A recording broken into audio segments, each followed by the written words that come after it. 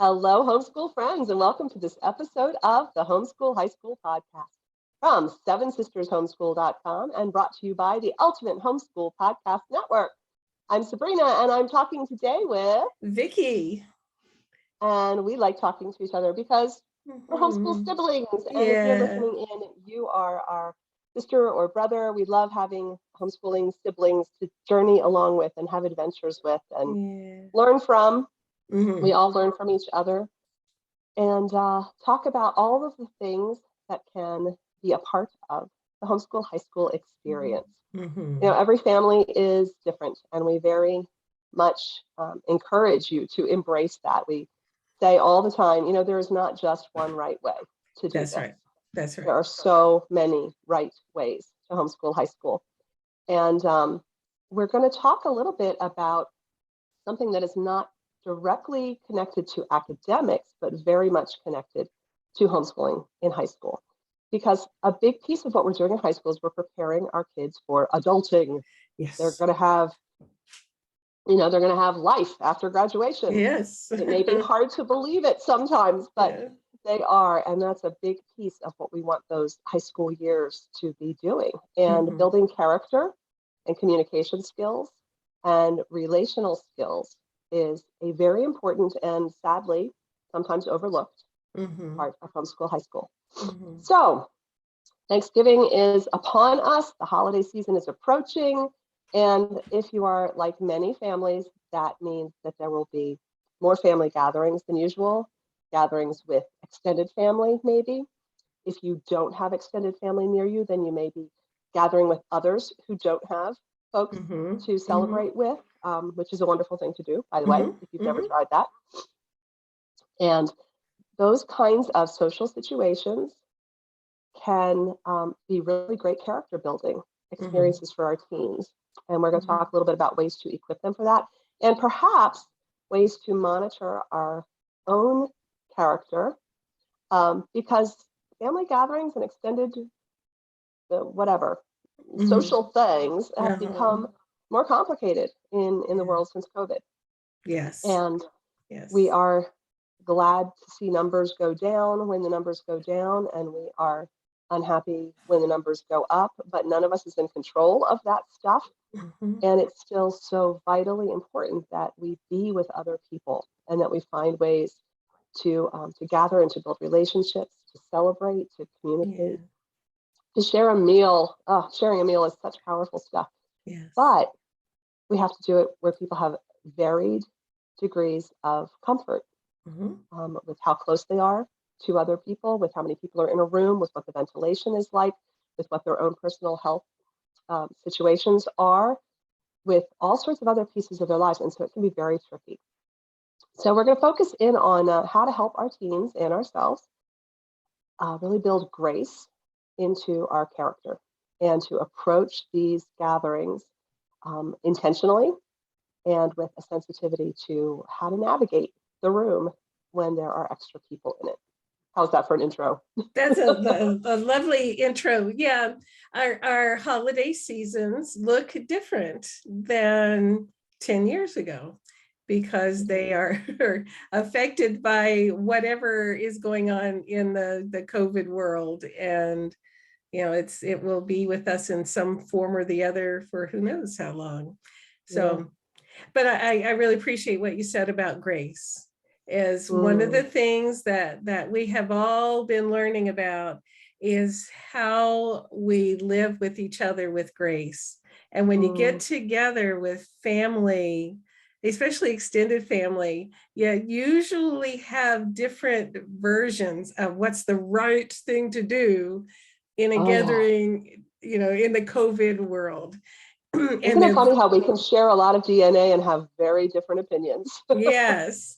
And that's, to navigate that graciously rather than trying to fix the people that are around you and make them do it right or think it right, but to model Christ-like behavior. That takes some discussion ahead of time with your teens, because teens sometimes they think they have it right anyway. And And of course, we parents, we know we have it right. And Of so, course.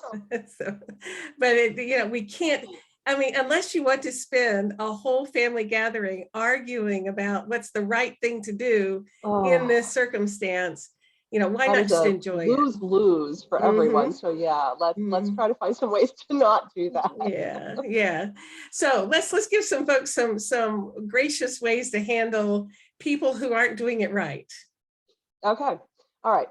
Can I go first? Because it's Yes. alphabetical if I do, because I have an alphabetically A letter thing to use. So talk to your teens and check yourself about your assumptions about people. See how I started with A? You Even being did. alphabetical. You did Yes. awesome. So I recently actually taught in a group, we were talking about why sometimes when the hometown hero comes home, why sometimes they are not received. Even Jesus got rejected when he came back to Nazareth, right? Why is it that we love our hometown heroes until they come home and then it doesn't go so well often? And we talked about this idea of assumptions. We think we know all about our families before these extended gatherings. We've known them our whole lives, right? So we know what's going on with them and we know how they can be really, we've got all this backstory in our minds and we think we know them. And I read a quote somewhere, and golly, I wish I could give credit because I don't remember where it came from. But there's nothing worse than knowing that you know just enough to prove that you know absolutely nothing. It's that attitude of, oh yeah, I'm inside this person's head and they're doing this just to be difficult. They're poking the bear, they're stirring up trouble, whatever. And you actually have no idea what is going on in somebody else's head in their private life. Especially if it's extended family and you don't see them very often, you probably don't know much of what's going on in the last 3 to 6 months. Yeah. But you think you know them and you judge them the moment they do something that you don't agree with. So to form gracious assumptions is to basically sit yourself down right before the event and say, I'm going to assume that there's a good reason for whatever anybody does at this dinner today or at this party today, whatever.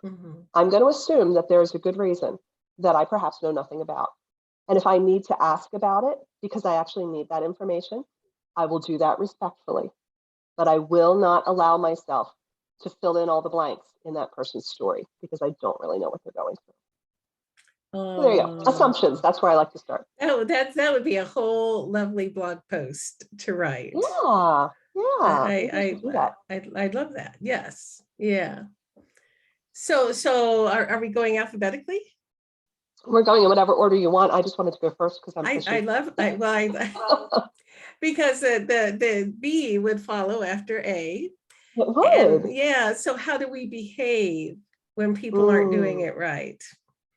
And so one of the things that is our natural response when people aren't thinking the right way, because clearly we're the right ones. We're always right. Oh, yes. Is to let our blood pressure rise and get an angry face and an irritated posture and start correcting.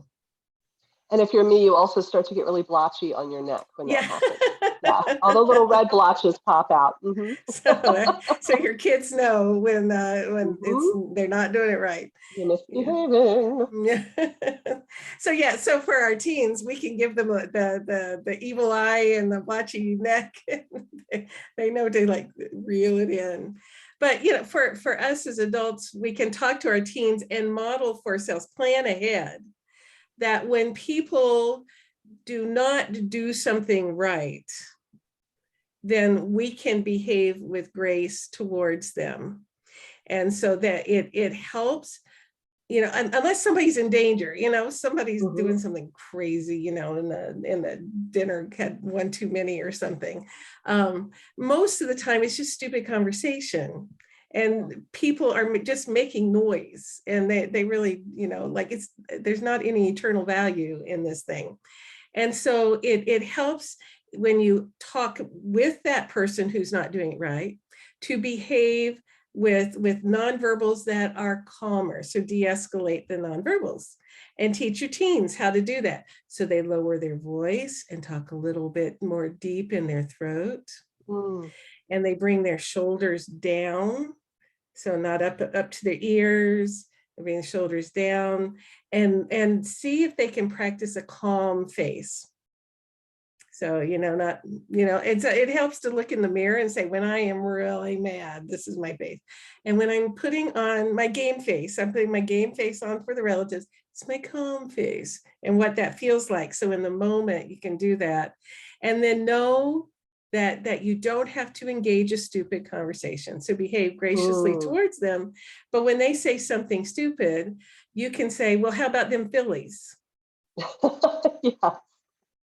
Yeah. Redirection is a beautiful tool when things are awkward, to just redirect. And I have found great safety. I don't know, whatever, not support, I guess, not safety, but support in humor too, in making a silly little joke about myself, not about the other person. Realizing that I've just dribbled coffee on my shirt again. Dribble coffee on my shirt pretty much daily.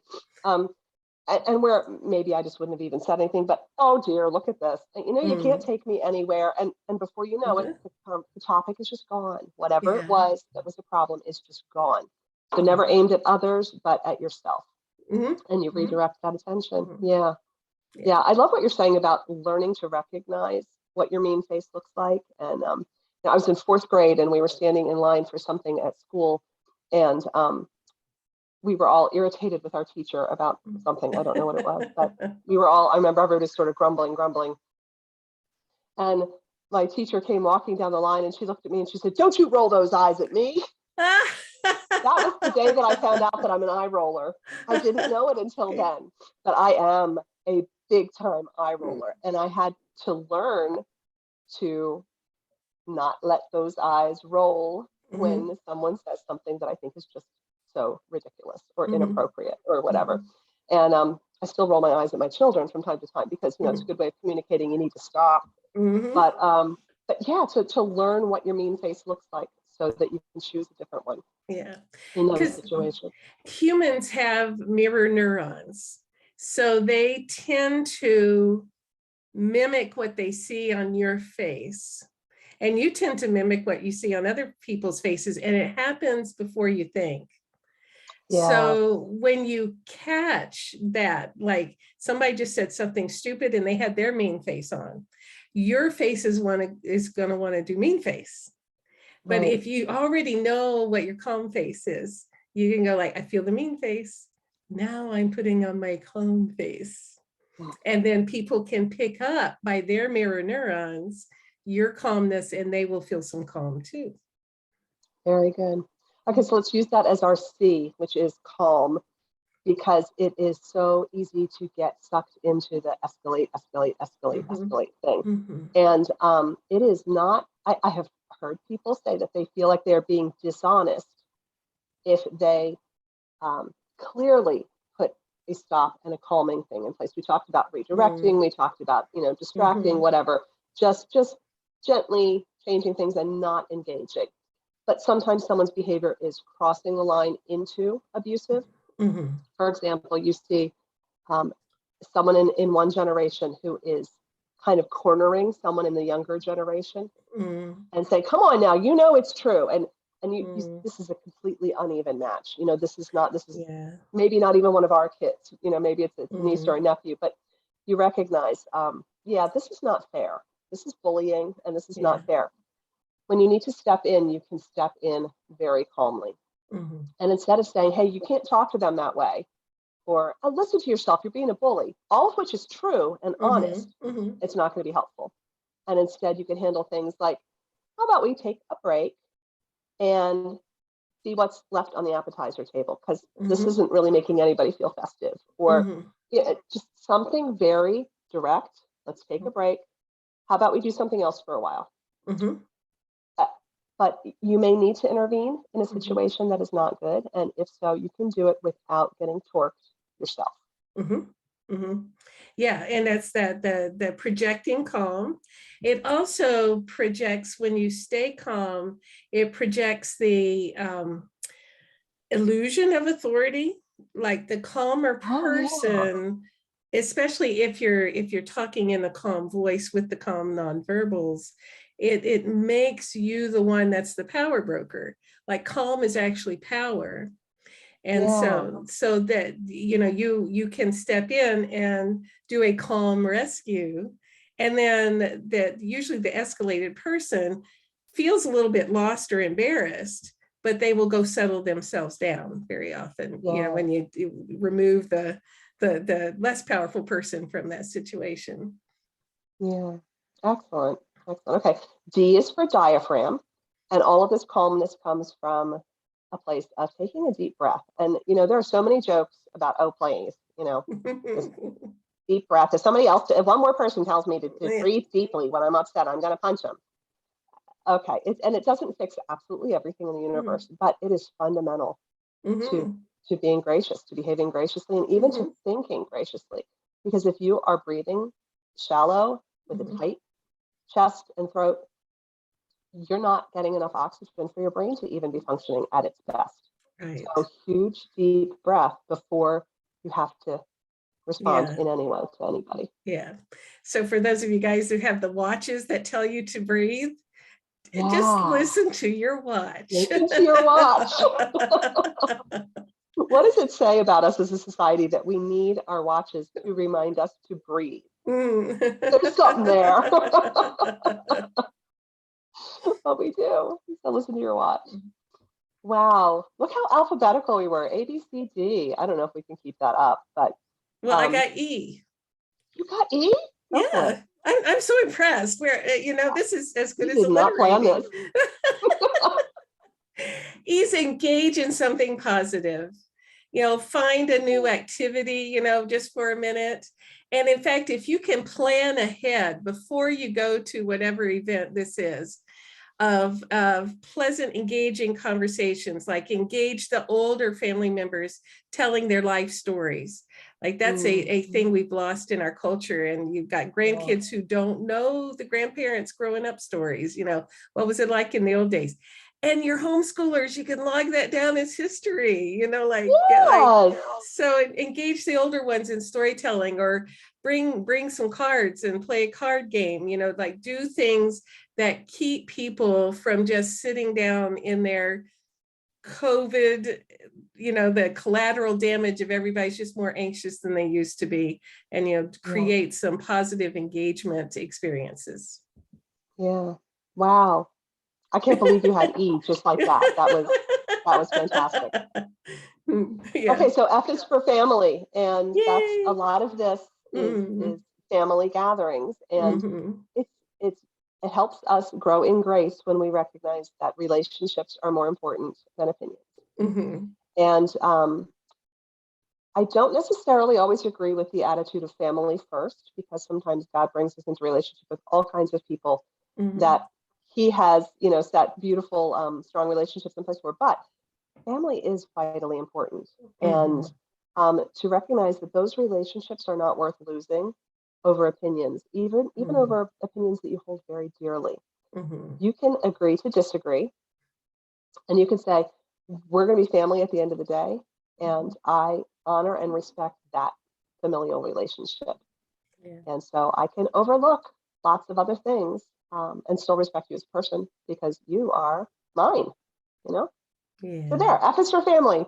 And G is for God and grace. Yes. Which brings it all home. Oh, yes. Yeah.